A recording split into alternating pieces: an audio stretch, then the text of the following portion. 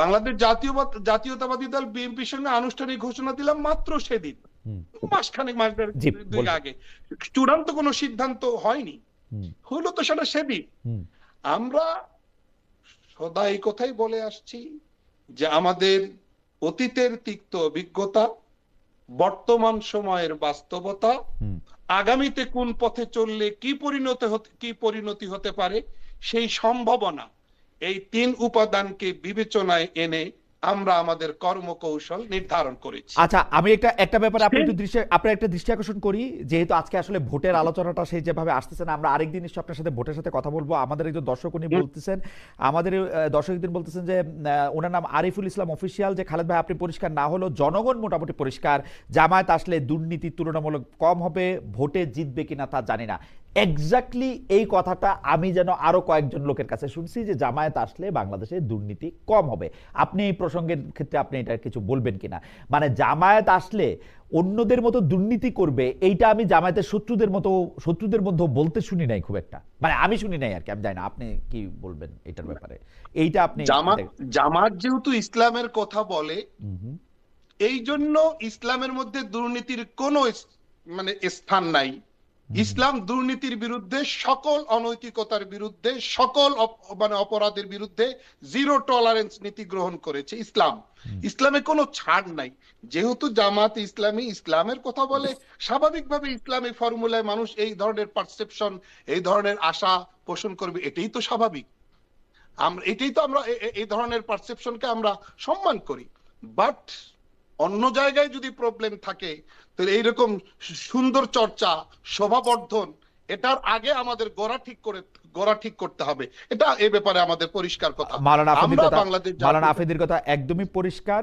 আমি একটু জনাব রঞ্জন একটু কথা বলতে চাইছিলেন, আমাদের একজন দর্শক, ওনার নাম তাহসিন। উনি ছাড়াও আরো অনেকজন দর্শক অনেক কথা বলছেন। আমি কথাগুলি একটু রিফ্রেশ করছি। তাহসিন সাহেবের কথাটা একটু বলি। উনি বলতেছেন যে মানে দর্শকরা বলতেছেন যে দুর্নীতি তো শুধু অর্থনীতিভাবেই করা যায় না, দুর্নীতি নানাভাবে করা যায়। এর মধ্যে তিনি বর্তমান সময়ের একটা কথা আপনাদের বলছেন যে তাহসিন উনি খালেদ ভাই রাকসুর জিএস আম্মারের আচরণ স্বৈরাচারী এবং বক্তব্য ধ্বংসাত্মক একটি ইসলামিক ছাত্র সংগঠনের প্রতিনিধির আচরণ এমন হওয়ার কথা কিনা। এরকম কিন্তু আমরা নানা জায়গায় এরকম আমরা নানা রকম দেখি। আমি দেখি যে স্টুডেন্ট ইউনিয়নগুলিতে নির্বাচিত হওয়ার আগে একরকম চেহারা, নির্বাচিত হওয়ার পরে একরকম চেহারা, এবং এইটা খুবই একটা সুবিধাজনক অবস্থান। যখনই এই ধরনের ব্যাপারগুলি সমালোচিত হয়, জামাত ইসলামী বলে দেয় ওইটা ওনার নিজস্ব বক্তব্য। অথচ চিটাগাংয়ে আমরা যেই মাপের নেতার কাছ থেকে এই ধরনের বক্তব্য শুনছি, সেই মাপের নেতারা পলিট ব্যুরোতে বসেন, জামাত মানে শুরাতে বসেন। তারা আমি জানি না, মানে বাংলাদেশে জামাত ইসলামিক ক্ষমতা মানে জিতলে উনি হয়তো স্বরাষ্ট্রমন্ত্রী হবেন। পরে আবার বলা হয় যে না, ওনার এই বক্তব্য আসলে আমার বক্তব্য না। এইটা আপনি যদি একটু ব্যাখ্যা করেন যে মানে এটা আমরা কেমনে কি করব এটা নিয়ে। ধন্যবাদ খালেদ ভাই। এখানে আমি একটা জিনিস তুলেছি, এখানে দেখেন তাফহিমুল কুরআন, এটা একটা খণ্ড আমি এখানে দেখাচ্ছিলাম, 21 খণ্ড মওদুদী সাহেব লিখেছেন, এটা বাংলা অনুবাদ করা হয়েছে। এখানে যদি কোনো ভুল থাকে, কোরআন শরীফে যদি কোনো ভুল ব্যাখ্যা থাকে, সেটা আফেন্দি সাহেব বলতে পারেন, এটা তো বাজারে আছে, সবার কাছে আছে। কিন্তু জনাব রঞ্জন আমি আপনাকে বলি, বাংলাদেশের আলেমদের অনেকে বই লিখে, কিতাব লিখে এগুলি আমি বলছি কেন, এটা কোরআন শরীফের একটা তরজমা করেছেন মওদুদী সাহেব। না, তরজমা আর তাফসীর এক কথা না রঞ্জন ভাই, তাফসীর আর তরজমা দুটো আলাদা কথা। তাফহিমুল কোরআন ছাড়াও আরো বহু পুস্তক আছে জনাব মওদুদী রচিত। জি, আমি এখানে আরো বলছি, এখানে মৌলানা মওদুদীর অনেকগুলো বই আমার সামনে আছে। তার মধ্যে আরেকটা আছে ইসলামিক বুনিয়াদী শিক্ষা। এই দেখেন ইসলামিক বুনিয়াদী শিক্ষা, এটা মওদুদী সাহেব লিখেছেন। এখানে আমাদের কাছে গোলাম আজম সাহেব কি বলেছেন, এটা আমাদের কাছে লেখা আছে। অধ্যক্ষ মৌলানা তৈবুজ্জামান জামাত ইসলাম সাহেব সম্বন্ধে কি লিখেছেন এখানে বলা আছে, আলেম সাহেবরা বলেছেন। আচ্ছা, আমাদের একজন দর্শক বলছেন যে আম্মার তো শিবির করেন না, সেটা আমি জানি কিনা। আমি দেখেছি যে শিবিরের কর্মীরা আম্মারকে সমর্থন করছেন, এবং আমি জাকসুতেও দেখছি যে শিবিরের নেতা কিভাবে কথা বলছেন, পরে তার কথাকে আলাদা কথা বলছে। আমাদের দর্শকরা বলতেছেন যে আম্মার শিবির করেন না, এটা আপনি জানেন কিনা, মানে হয়বার আরেক দর্শক এটা বলছেন যে আরেকটা দর্শকের কথা বলি, উনি আমাকে বলছেন যে সরকারের, জুয়েল আহমেদ ওনার নাম, সরকারের কোনো প্রতিনিধিকে ডেকে এনে দয়া করে এই প্রশ্নটা করবেন, তারেক রহমানকে এত প্রটোকল কোন আইনে দেওয়া হচ্ছে, সরকারের কোনো প্রতিনিধি আমাদের এখানে আসতে রাজি হলে স্বরাষ্ট্রমন্ত্রীকে পেলে আমি অবশ্যই প্রশ্ন করব। জি, জনাব আখতারুজ্জামান আমাদেরকে বই দেখাচ্ছেন। আমি বইগুলো দেখাচ্ছি, এই বইগুলা তো আছে বাজারে, এখানে যদি কারো ভুল ভ্রান্তি থাকে আলোচনা করতে পারেন, কিন্তু এইটা তো জামাত বলে না, এই জামাত ইসলাম বলে না যে আমরা এই বই অনুযায়ী চলবো। এখানে তো তারা তাদের গঠনতন্ত্র দিয়েছেন এবং সেই গঠনতন্ত্র যে অনুযায়ী কমিটমেন্ট তারা করছেন, এবং তারা কি বলছেন, এই সকল মৌলিক বিশ্বাস চেতনা ভিত্তিতে শোষণমুক্ত, ন্যায় ও ইনসাফ ভিত্তিক সমাজ গঠনের উদ্দেশ্যে, মহান উদ্দেশ্যে বাংলাদেশ জামাত ইসলাম এই গঠনতন্ত্র প্রবর্তিত হইল। এখন আমার লিখিত আমরা কিন্তু আগাইতেছি না, মানে মেজর রঞ্জন আপনি একই জায়গায় আছেন, কিন্তু একই যুক্তি বারবার দিচ্ছেন সুন্দর সুন্দর করে কথা বলে।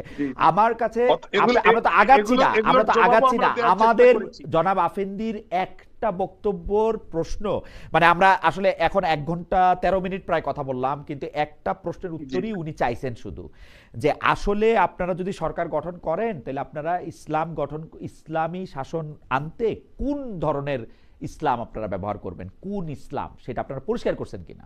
এইটা ছাড়া কিন্তু আর কোনো প্রশ্ন নাই।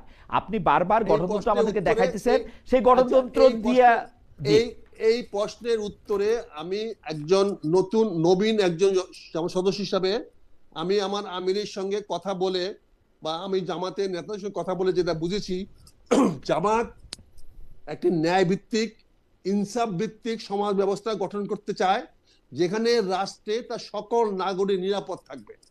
এখানে এই কথাগুলো মনে রাখতে হবে, ন্যায় এবং ইনসাফ ভিত্তিক একটা সমাজ গঠন করা হবে, এবং এই রাষ্ট্র গঠন করা হবে যে রাষ্ট্রে সকল মানুষ নিরাপদ থাকবে, ধর্ম মত নির্বিশেষে সকল মানুষের নিরাপত্তা নিশ্চিত করা হবে, ন্যায় এবং ইনসাফ ভিত্তিক সরকার গঠন করা হবে।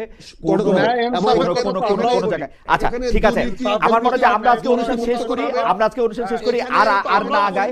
আমি আফেন্দি সাহেবকে একটু শুনি, আফেন্দি সাহেবকে শুনি। আফেন্দি ভাইয়ের কাছে আমার বিনীত অনুরোধ থাকবে, আফেন্দি ভাই আপনারা ভয়ের কিছু নাই, আসেন জনগণের কাছে যাই, জনগণ যাকে ভোট দেবে, আপনাকে ভোট দিলে আপনি শাসন ব্যবস্থা কায়েম করবেন, ইনশাআল্লাহ আমরা মেনে নেব। রাইট, আমি 100 বার বলছি, আর জনগণ আপনাকে ভোট দিবে, কিন্তু আগে বলবেন না আর কি কিরকম হবে। জি, মাওলানা আফেদি আপনি কথা শেষ করে দেন। জি, মাওলানা আফেদি। আমরা জনগণ করব না, একে অন্যকে রাজনীতিবিদকে আরেক রাজনীতি গালাগালি করব না। দেশের হক্কানি আলেম সমাজের পক্ষ থেকে, দেশের শীর্ষ ওলামা মাশায়েখের পক্ষ থেকে বহু পুরনো কাল থেকে আজও পর্যন্ত যেখানে এই জায়গাগুলোতে বাংলাদেশ জামাত ইসলামীর আকীদা বিশ্বাসের জায়গাগুলোতে, তাদের বোধ বিশ্বাসের জায়গাগুলোতে যেভাবে একবারে সুনির্দিষ্টভাবে প্রশ্ন করে আসছেন, সেই অবস্থায় সেই বিতর্ক মাথায় নিয়ে আমি মনে করি জনসাধারণের কাছে ভোটের রাজনীতিতে এই স্লোগান হাজির করা যে এই প্রতীকে ভোট দিলে জান্নাত কনফার্ম, জান্নাতের টিকিট কনফার্ম, কাছাকাছি কথা না কাছাকাছি কথা, আপনি যে আদর্শের কথা বলে মানুষের কাছে ভোট চাবেন, এই কথা তো আপনাকে বলতেই হবে। এটার কোনো সুযোগ নেই, তো সেই ভোটের জন্য এটার কোনো সুযোগ নেই। গিয়েছেন আপনি, তো জনগণের কাছে সেই ভোটের জন্য গিয়েছেন, আমরাও ভোট জনগণকে বুঝান, কিন্তু আমরা জান্নাতের কথা বলে ভোট চাবো না। আপনারা কি বলেন? আচ্ছা আমি বলি major Ranjan 1 minute, major Ranjan 1 minute, আসলে মানে এত চিৎকার মাওলানা আফেদি, আপনারা জনগণের কাছে ভোট চাওয়ার সময়, আপনি যে ইসলামী দলটার প্রতিনিধিত্ব করেন, আপনার জনগণের কাছে গিয়ে ভোট চাওয়ার সময় আপনি কি বলেন? আপনি তো ইসলামের কথাই বলেন, ইসলামে আপনার আকীদার কথাই বলেন। এখন ইসলাম এবং আকীদার সাথে পরকালের যে বেহেশত আপনি বলেন, জান্নাত আপনি বলেন, সেটা তো সরাসরি সম্পৃক্ত। আপনারাও তো মাঠে গিয়া লোকজনকে সেই কথাই বলেন। এখন জামাতের কেন দোষ হবে, আপনার কেন দোষ হবে না? আপনি কি বলছেন? এই যে আপনি বইলে আসছেন, আপনি এই যে এশার নামাজের পরে আপনি সর্বশেষ যে লোকটার সাথে আপনি কথা বলছেন, তারে আপনি কেন ভোট দিতে বলছেন? আপনি আমারে বলেন। আপনি তো তারেক রহমানের জন্য ভোট চান নাই, আপনার নিজের জন্য ভোট চান নাই, আপনি একটা আদর্শের জন্য ভোট চাইছেন, তাই না? আমি আপনাদের সেবা করব।